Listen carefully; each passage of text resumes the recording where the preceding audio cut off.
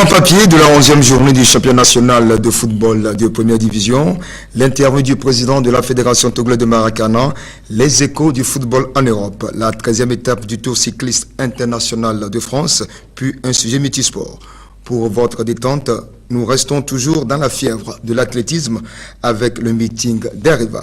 Comme invité, nous serons en compagnie de M.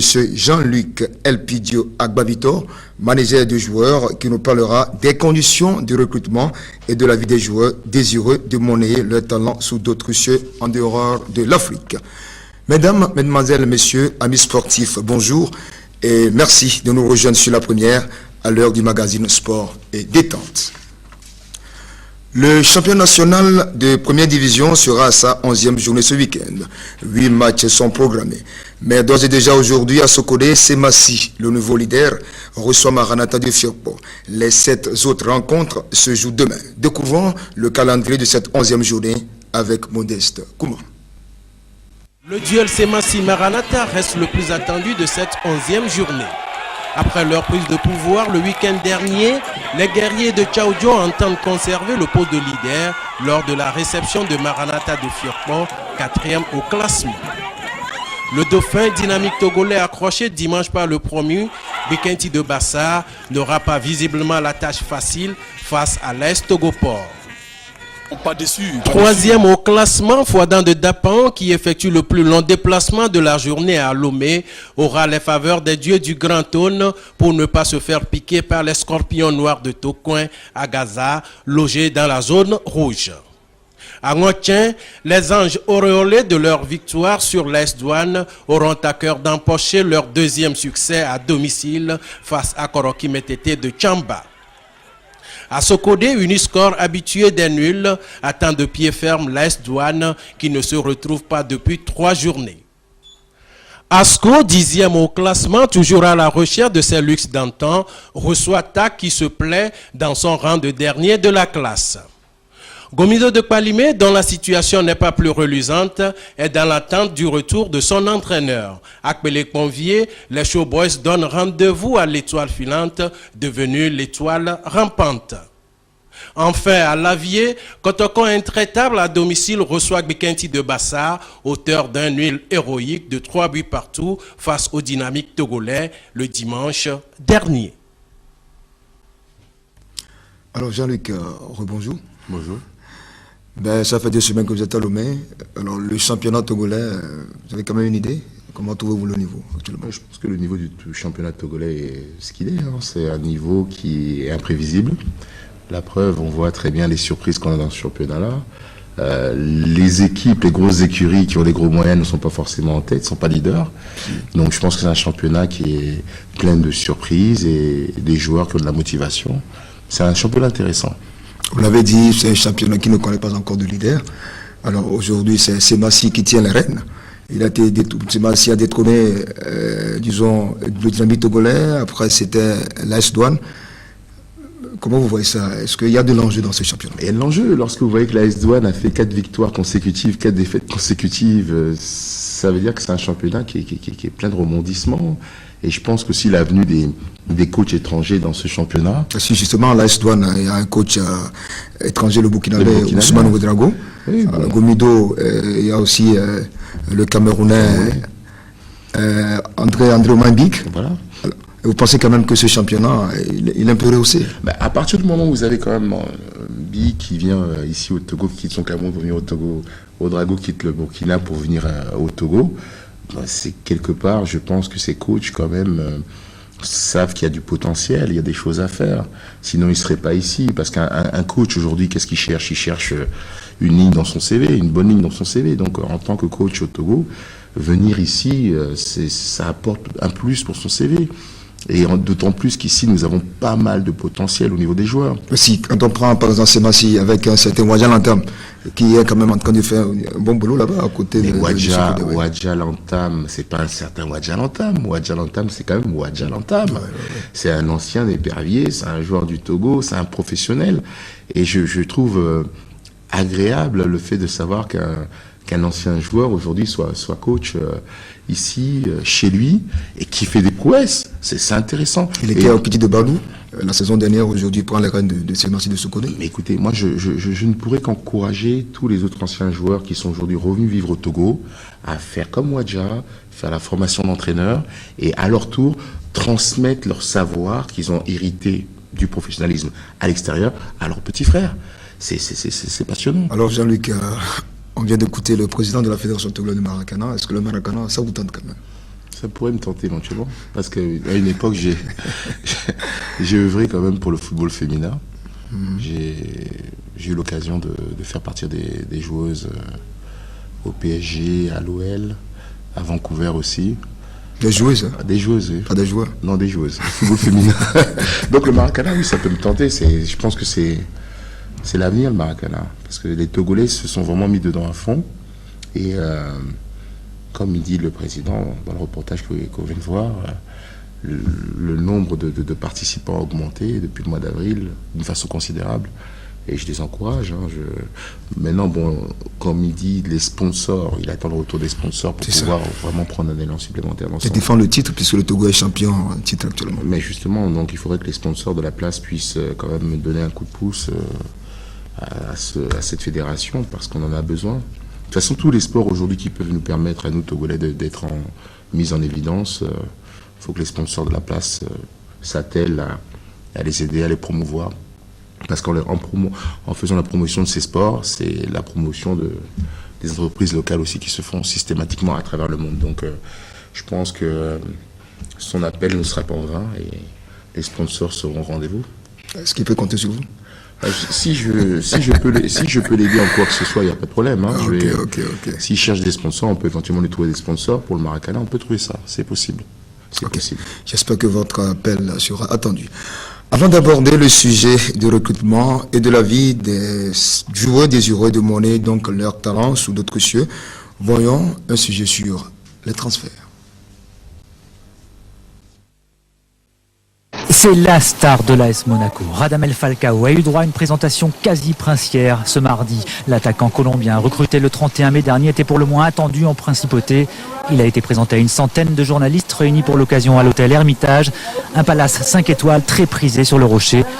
Lors de sa première conférence de presse, l'ancien attaquant de l'Atlético Madrid a évidemment fait part de ses nouvelles ambitions. Un sans faute est déjà envisagé. Notre objectif est très clair. Il s'agit de gagner toutes les compétitions que nous jouerons. Notre rival n'est pas le seul PSG, ce sont toutes les équipes du championnat. Nous aborderons chaque match avec la même envie, la même intensité, comme si c'était une finale.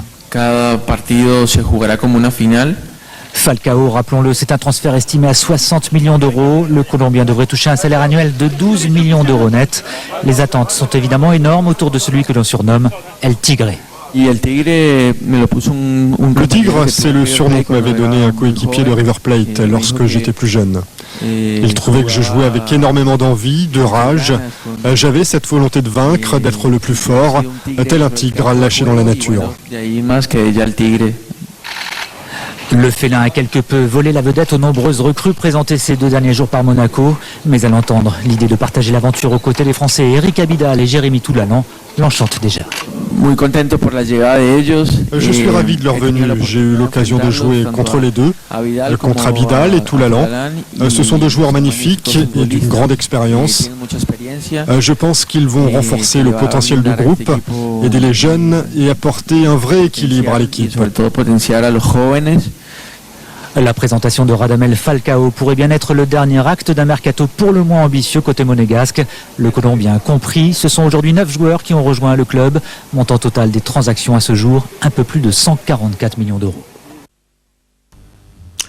Alors Jean-Luc, que pensez-vous de ces transferts qui se font là avant l'ouverture de la nouvelle saison?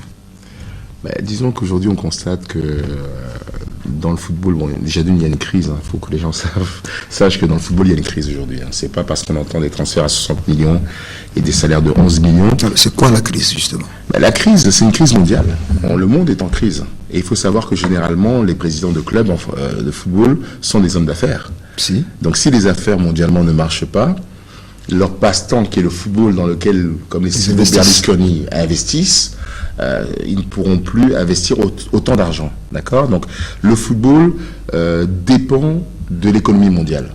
Parce que les acteurs principaux du football, qui sont les présidents de clubs, sont des hommes d'affaires. Donc ça, c'est une réalité sur laquelle tout le monde doit être conscient.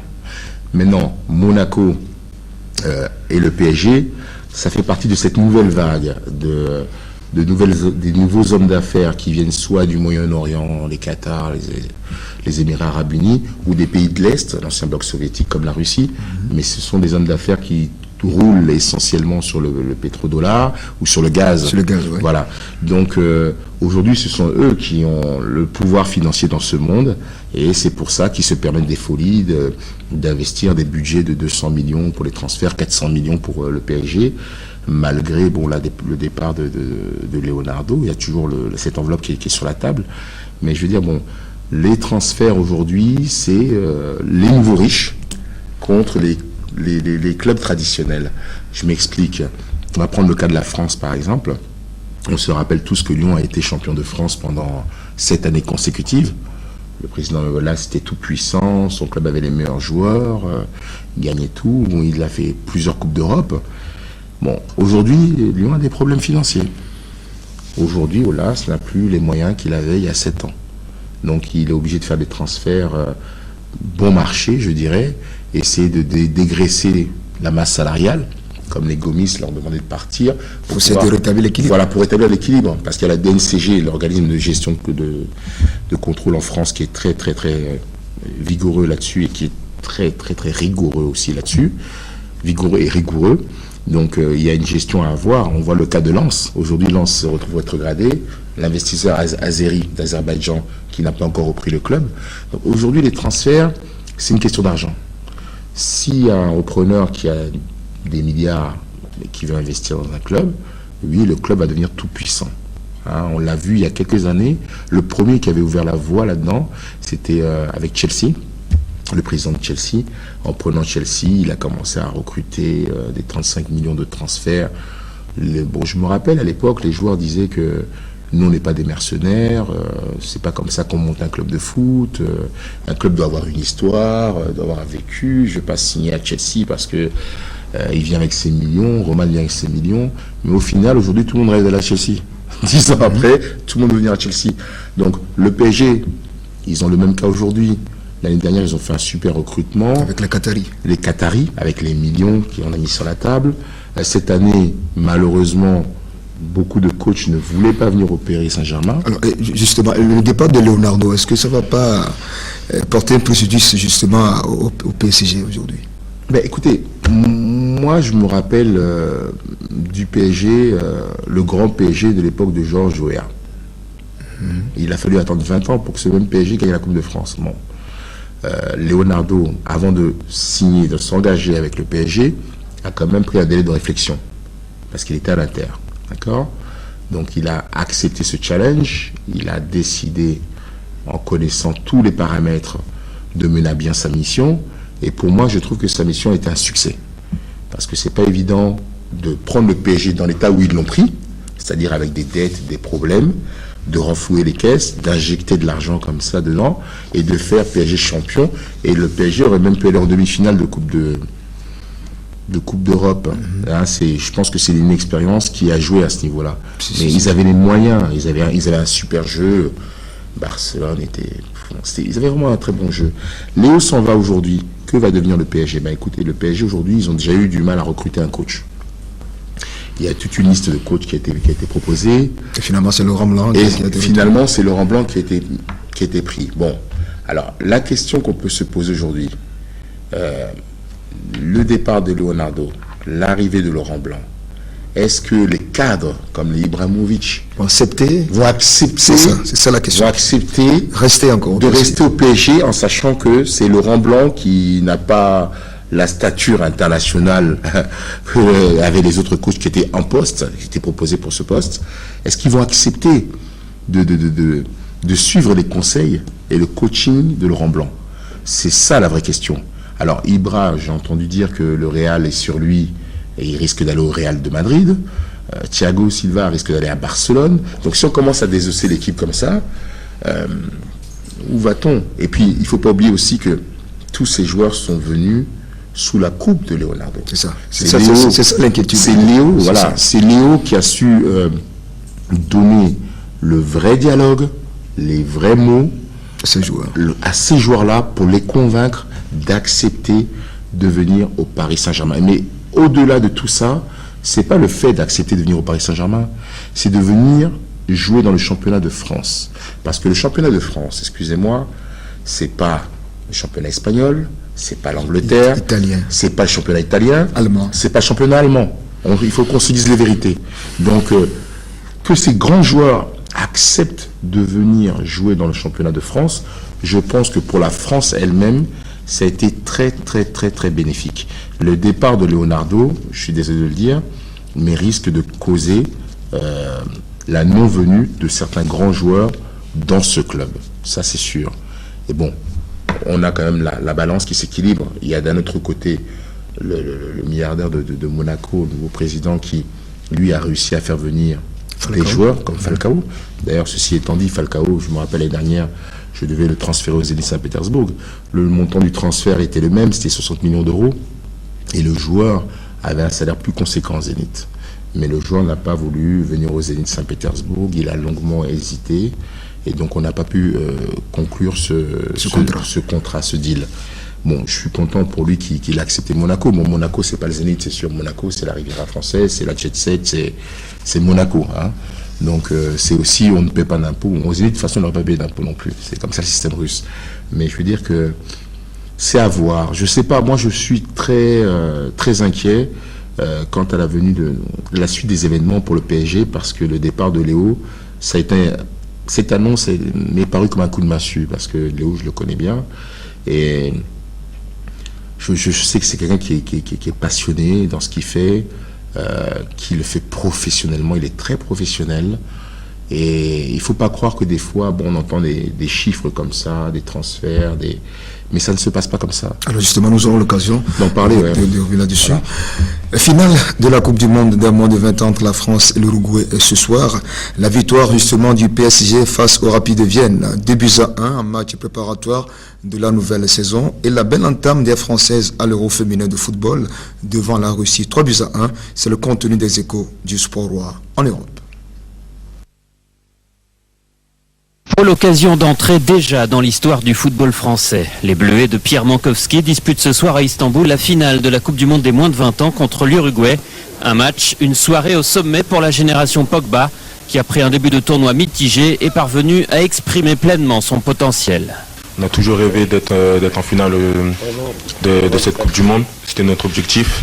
Notre objectif maintenant, c'est de la gagner. Mais juste d'arriver ici et faire ce chemin-là, c'est quelque chose d'exceptionnel pour nous.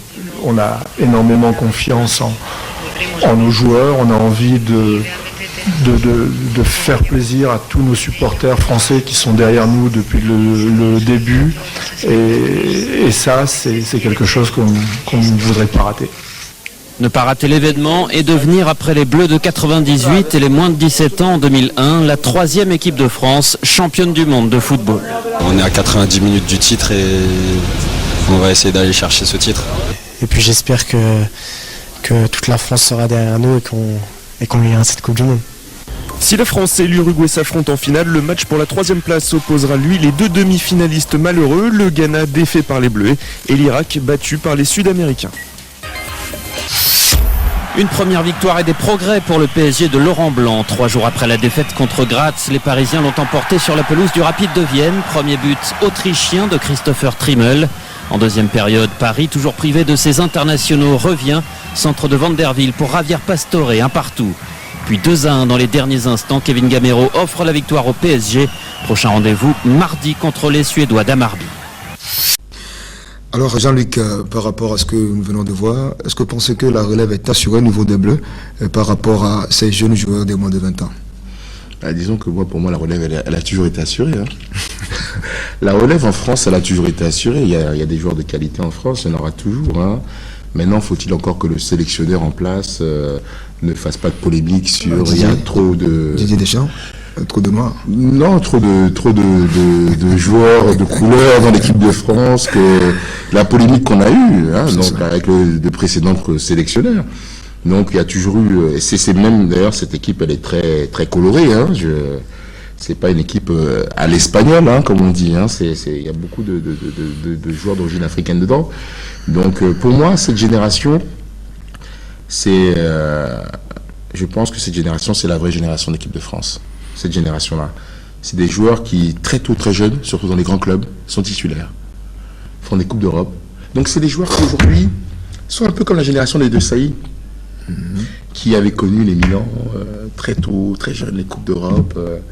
C'est cette génération qui n'avait pas eu, des Zidane, qui n'avait pas eu pendant un long moment, parce que la France, bon, après les Zidane, les Thierry Henry, se sont beaucoup cherchés quand même. Et aujourd'hui, bon, on voit que cette génération, elle n'a pas peur. C'est comme je disais l'autre jour, c'est comme nos éperviers qu'on a, c'est des guerriers. C'est des petits ils ont 18 ans, ils ont 19 ans, bon, ils jouent contre leurs aînés de 25 ans, ils n'ont pas peur, ils les dribblent, ils les effacent, ils les éliminent, ils marquent. Ils sont pas complexés, ils sont pas impressionnés, et ils sont très professionnels dans leur façon de jouer. Bon, il y a eu des incidents aussi, hein. Faut rappeler qu'il y a eu des incidents avec la Villa, etc., par rapport aux sorties, mais c'est des cas isolés. Mais je veux dire, généralement, c'est des jeunes qui sont disciplinés. Ils savent pourquoi ils sont là. Hein. Alors, nous venons justement à vous. Alors, Jean-Luc, aujourd'hui, quel est le rôle d'un manager? Expliquez-nous, c'est quoi un manager de joueur? Qu'est-ce que c'est? Le rôle d'un manager de joueur. Bon, déjà, le manager de joueur, c'est une personne qui a une licence pour pouvoir travailler. Alors, quel genre de licence? Licence CAF, licence FIFA? Alors, il y a différents types de licences. Il y a la licence agent de joueur, il y a la licence agent match. C'est deux choses différentes. Donc, la licence agent de joueur, c'est une personne qui a une licence, qui est donnée par sa fédération. Si c'est la France, c'est la France. C'est le Togo, c'est le Togo. C'est la Côte d'Ivoire, c'est la Côte d'Ivoire. Généralement, c'est des concours. Alors, la licence, oui, justement, allez-y. Oui. Voilà, donc c'est des concours qui sont organisés tous les 2 ans. Moi, tous les ans, je veux dire, mais 2 fois par an. Oui, par qui, la FIFA ou la CAF? Par la fédération. Par la fédération. Fédération mère. C'est la fédération de chaque pays. Chaque fédération organise ce concours. Et maintenant, il peut y avoir des variantes. C'est-à-dire que bon, il peut y avoir une partie examen qui va porter sur les lois de la FIFA et une partie de l'examen qui peut porter sur tout ce qui est code du travail, du droit du pays local.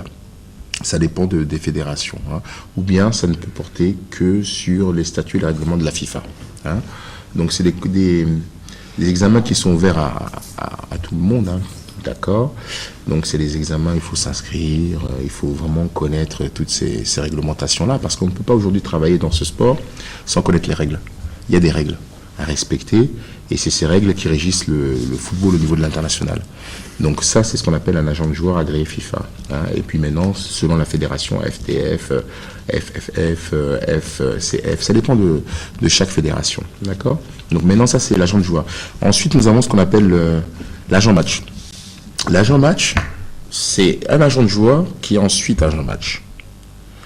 Alors, il y a 2 sortes aussi. Il y a l'agent match UEFA et il y a l'agent match FIFA.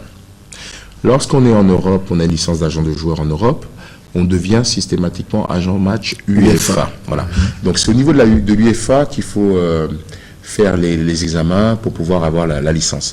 Lorsque vous êtes en dehors de l'Europe, vous devenez agent match FIFA. D'accord ? Donc avec ça, vous avez la possibilité d'organiser donc des tournois, des matchs internationaux. Vous avez la possibilité aussi de pouvoir promouvoir, si vous voulez, des stages de préparation pour les équipes nationales ou les équipes professionnelles, parce que vous avez la licence. D'accord ?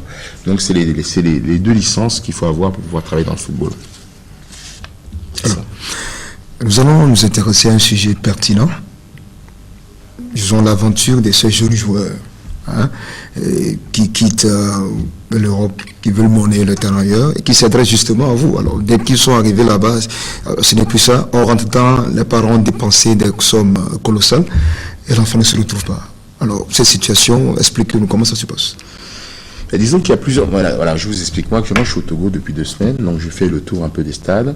Je vais dans les quartiers populaires. Il y a toujours, j'étais à Edjradawé, il y avait un petit tournoi qui était organisé là-bas, il n'y avait que des jeunes. Donc, j'adore regarder les jeunes, j'aime ça moi. Je vais là-bas, je prends, comme on dit, ma petite glace, je m'assois, je regarde les jeunes jouer. Je regarde, j'analyse les jeunes. Alors, c'est moi qui ai fait cette démarche. Je suis venu ici pour faire de la prospection. Donc je prospecte. D'accord ? J'ai pas, dans ce cas-là, bien précis, je n'ai pas un mandat d'un club qui me dit, écoute, Gilou va nous ramener tel joueur ou telle position de joueur. Parce qu'on le connaît, on le veut. D'accord ? Là, c'est moi qui vais faire ma prospection sur le terrain. À quelle fin, justement ? Alors, à la fin, déjà d'une, il y a 2 fins. La première fin, parce que je suis togolais et je suis venu au Togo, on parle du Togo, je suis là au Togo, c'est dans la fin d'aider les jeunes Togolais à pouvoir sortir, devenir professionnels à l'étranger, d'accord ? Et aider leur famille, et aider leurs petits frères de là. Parce que mon pays me tient beaucoup à cœur, d'accord ? Si je vais dans un autre pays, c'est à des fins, ben écoutez, je fais mes affaires. Il y a un jeune qui est bon, je le vois, je le prends, je le promouvois, je l'envoie, je gère sa carrière, c'est à des fins business et sportives, d'accord ? Mais ici, dans ce cadre du Togo, c'est à des fins plutôt familiales, à des fins, vous comprenez ? C'est un attachement particulier, c'est pas pareil.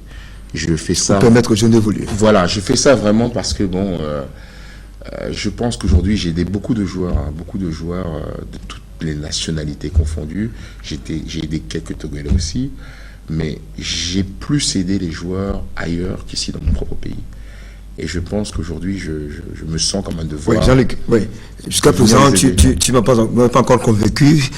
Les joueurs, ils partent. Supposons que tu prenais un jeune actuellement. Oui. Hein, vous l'amenez, machin. Bon, comment ça se passe ?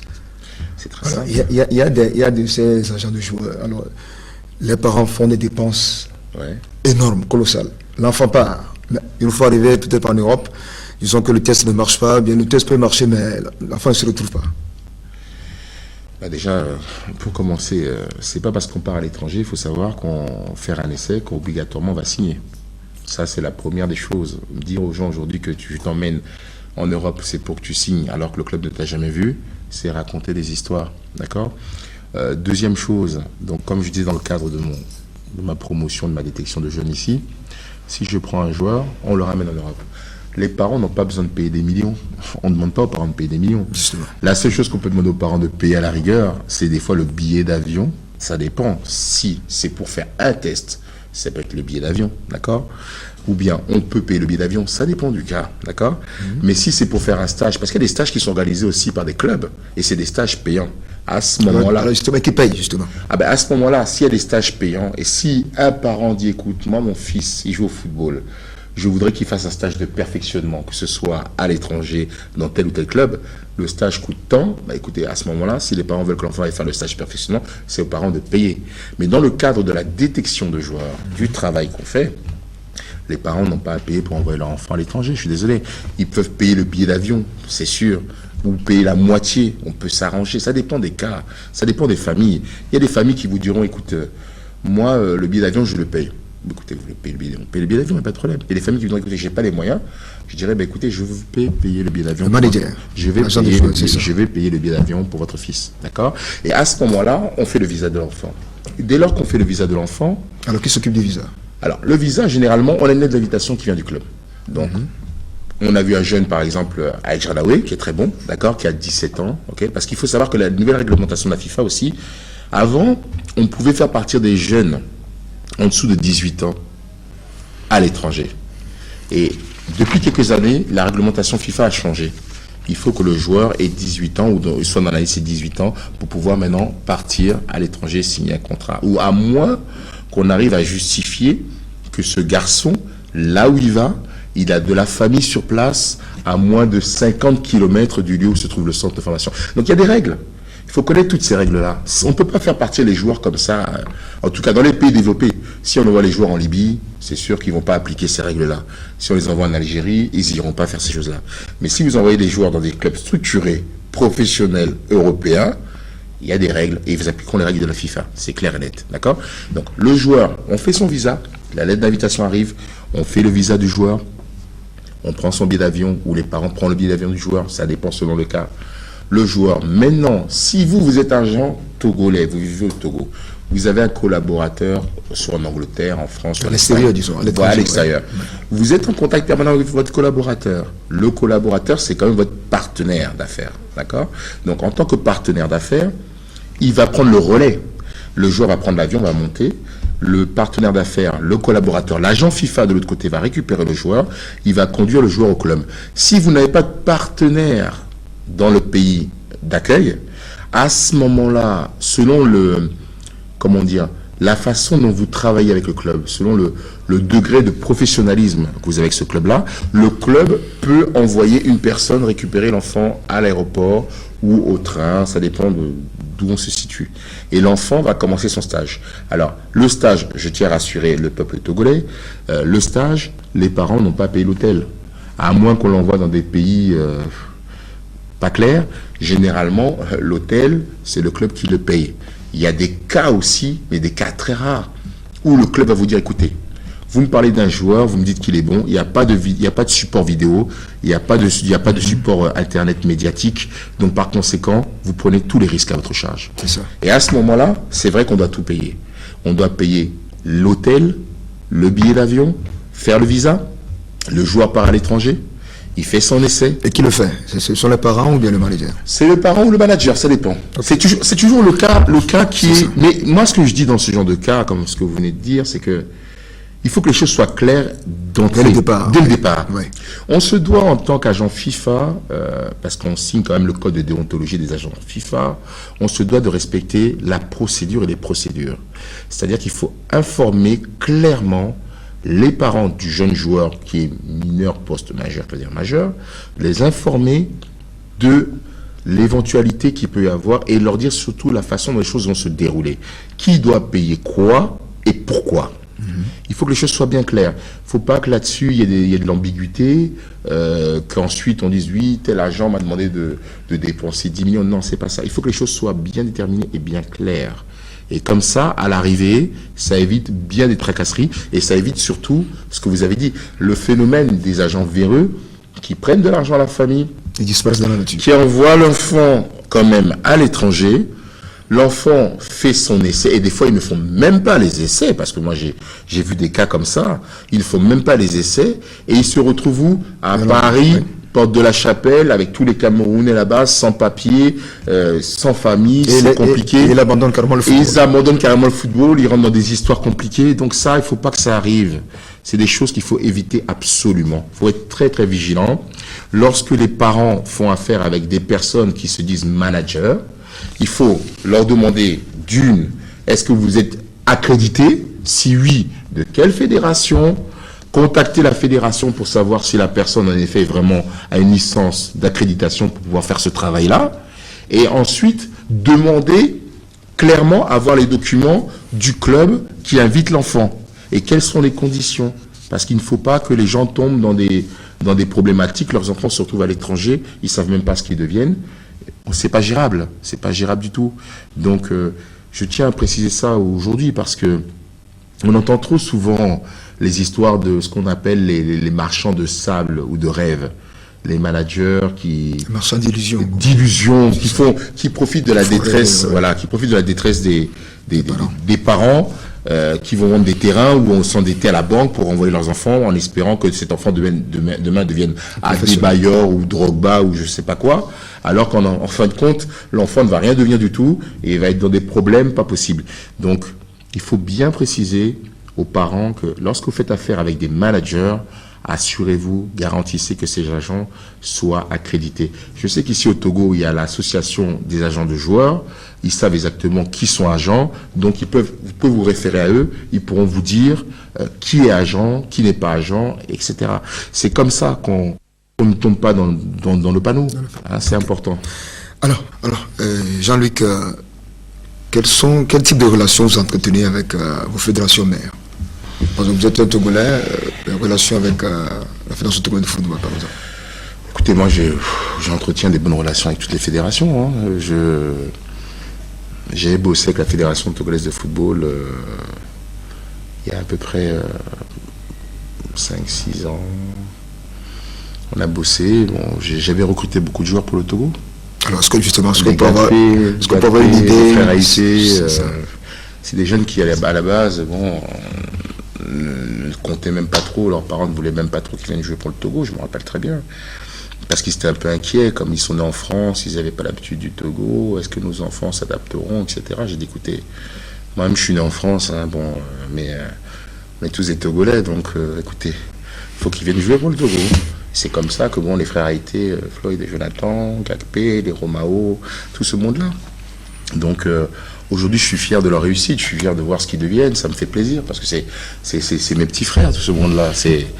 C'est des petits que j'apprécie beaucoup. J'espère que j'aurai l'occasion aussi de pouvoir continuer à aider la fédération à recruter d'autres joueurs. Justement, c'est là que je voulais en venir. Alors. Bah, écoutez, aujourd'hui, lorsque je vais rentrer en France, je vais faire un saut en Allemagne. Et je pense qu'on a un attaquant qui est en Allemagne, qui mesure 1m93, qui était en équipe d'Allemagne et qui est togolais. Je pense que ça ferait du bien à notre équipe nationale, qu'on l'intègre dans l'équipe nationale. Est-ce qu'on peut avoir une idée de son nom? Ou bien vous préférez nous faire une surprise? Elle ne l'a pas, Péniel. Je vais le voir, j'aurai Péniel, je vais parler avec son père pour qu'on puisse aussi le faire venir, parce que je pense qu'aujourd'hui Péniel peut être un très très très gros renfort à cette équipe-là. On a besoin de joueurs comme Péniel. Il est puissant, c'est un peu un profil Chéhi, sauf qu'il est encore plus puissant. Donc Chéhi a beaucoup donné pour l'équipe nationale, il a donné énormément pour l'équipe nationale. Ça fait depuis plus d'une 17 ans que je fréquente Chéhi régulièrement. C'est mon petit frère et je lui ai dit l'autre jour, quand je l'ai vu d'ailleurs, que j'ai dit franchement Manu, je suis fier de ta réussite. Je suis très fier quand je vois comment tu étais à Metz et je te vois aujourd'hui. J'ai dit Manu, tu me fais plaisir, je suis fier de ta réussite. Il m'a dit merci Gilou, je suis vraiment fier de toi. Et je le redis encore, je suis fier de ta réussite. Et je voudrais être fier de la réussite de beaucoup d'autres jeunes qui sont ici, qu'on pourra ramener aussi à l'extérieur. Mais pour ça, il va falloir qu'au niveau aussi des infrastructures ici, on fasse des efforts. Mais en tout cas, en règle générale, bon, les relations qu'il y a entre les agents et la fédération, elles sont bonnes. Parce que le rôle de l'agent, c'est de promouvoir le foot dans son pays. Hein, d'accord ? Le rôle de la fédération, c'est aussi de promouvoir le foot dans son pays. Donc on a des intérêts communs. On travaille tous pour la même cause. On travaille tous dans le même sens. La promotion du football, oui. Voilà, dans le même sens. Je pense qu'aujourd'hui, un petit pays comme le Togo, bon, qui se fait connaître grâce au sport. Aujourd'hui, c'est quand je vois par exemple notre Togolais là, qui a fait les JO, je me rappelle. Boupexi, voilà, qui a fait les JO, qui est métis d'ailleurs, Togolais, qui est venu, voilà, ça me fait plaisir, des garçons comme ça me fait très plaisir. Et donc, nous tous, on œuvre aujourd'hui, que ce soit dans le football, dans le basketball, dans le tennis ou aller dans pas mal de sports. Même vous qui êtes là tous les jours, vous œuvrez pour pouvoir faire la promotion du sport au Togo. Et j'ai vu que les Togolais ils aiment le sport. Ils sont friands du sport. Ils sont friands du sport. Je vois le dimanche, tout le monde fait son sport à la plage ici. Tout le monde fait son sport le dimanche à la plage. Tout le monde voit les matchs de basketball, de football. Bon. En règle générale, nous tous, nous travaillons pour le sport chez nous. Donc, les relations, que ce soit avec la fédération togolaise, la fédération ghanéenne, française, ou peu importe, voilà, la FIFA, c'est une famille. Donc on travaille tous pour la même chose, pour la promotion du football, hein, pour que ça continue à faire rêver les gens, ça anime des passions, hein, des passions, pas des violences, des passions. Donc c'est ça. Moi je n'ai pas de problème avec la fédération, quelle que soit la personne qui est à la tête de la fédération ou quoi. Moi je suis toujours là pour être au service de mon pays, pour aider les jeunes de mon pays, parce que vous soyez président de la fédération ou président de club, la première personne qui est intéressée, c'est le joueur lui-même. Et le joueur, c'est les jeunes. Donc voilà, c'est ça. Alors j'en ai que vous allez repartir dans peu de temps. Oui, tout à fait. Alors, est-ce que vous avez certains joueurs dans votre viseur avant de repartir? Vous avez pu détecter? J'en ai détecté pas mal. Mais il y a ce qu'on dit aussi, il y a sûrement le fait que moi je suis quelqu'un de discret dans mon travail. Je ne suis pas quelqu'un qui fait le show. J'aime bien travailler dans la discrétion et l'efficacité. Je peux faire le show, mais ça ne m'intéresse pas du tout. Donc je préfère avancer les dossiers, comme je suis en train actuellement d'avancer certains dossiers. Il y a certains joueurs qui ne s'inquiètent pas, je reviendrai vers eux, qui ne s'imaginent pas que je les oublie, je ne les ai pas oubliés. C'est que je suis en train d'avancer les choses, de boucler les choses, pour que d'un côté, il y a un transfert qui puisse se faire bien pour que les clubs qui ont ces joueurs puissent ne pas être lésés, que ces présidents de clubs puissent, avec l'argent qui va rentrer, pouvoir améliorer les conditions de leur club au niveau des infrastructures. Et d'un autre côté aussi, que le joueur lui-même ne soit pas lésé, que s'il part à l'étranger, il sente que là où il va, on le considère, on le respecte, il ne va pas partir pour 1 000 euros ou 2 000 ou 5 000 euros par mois. Donc il part dans des bonnes conditions. Donc ça met un peu de temps, ça se fait en douceur. C'est ça les négociations que je vous avais dit tout à l'heure en parlant de Falcao, que l'année dernière je devais le faire aux Zénith, ça ne s'est pas fait.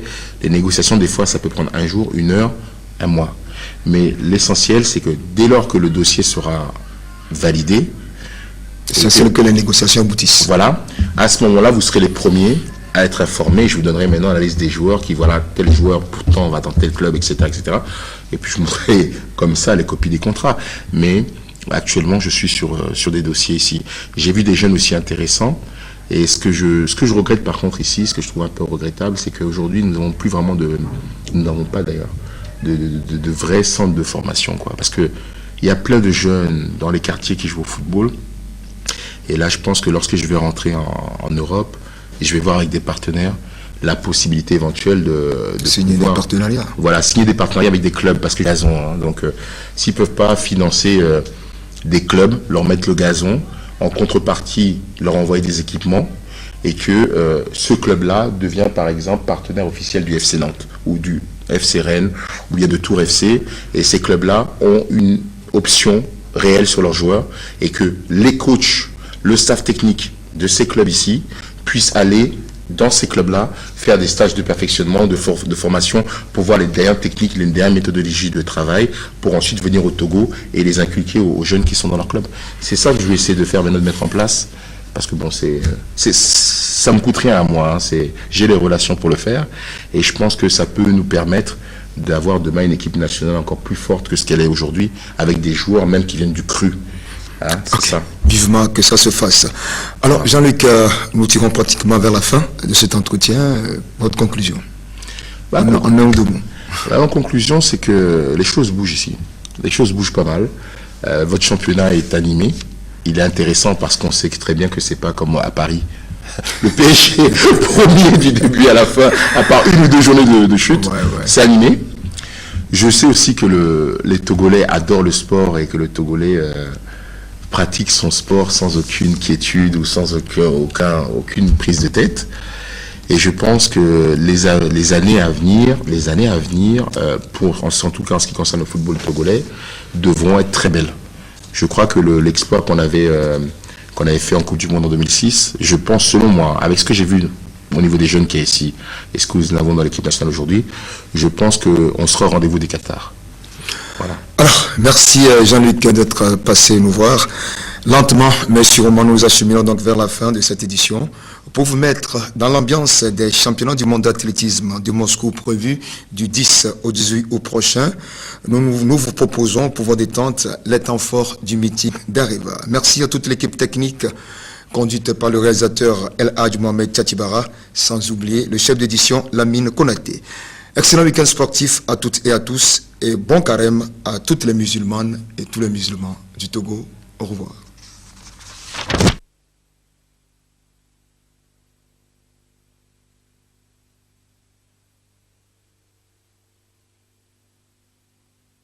Un cancer, hein.